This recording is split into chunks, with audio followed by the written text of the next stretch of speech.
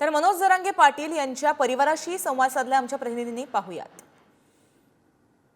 सार्थ ठरवला, खूप म्हणजे खूप आनंद होतोय की शब्दात पण सांगू शकत नाही, इतका आनंद होतोय।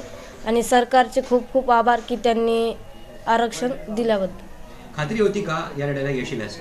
हो, कारण सध्या जरा सकारात्मक गोष्टी घडतच होत्या, त्यामुळे वाटत होतं आरक्षण मिळेल आणि आज ते नक्की मिळालं। बरं, तुला 5.5 महिने झालं ते घरी आलेले नाहीत। आज तरी असं वाटतं ते नक्कीच आता घरी येतील।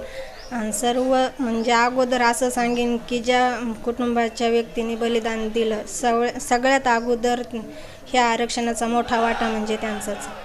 हो, मी पण मीडिया बांधवाचे पूर्णपणे धन्यवाद व्यक्त करतो, कारण त्यांच्या मीडिया म्हणजे पूर्ण भारताचा चौथा आधारस्तंभ आहे आणि त्याच्यासाठी मी त्यांचा आभारी आहे। त्यांनी आमचे पूर्ण बातमी, आमच्या समाजाचे पूर्ण वेदना सरकारपर्यंत पोहोचवले, त्यासाठी मीडियाचे खूप खूप आभार।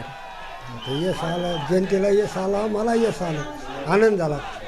मुख्यमंत्री साहेबांनी मोठं काम केलं। खात्री वाटली होती का?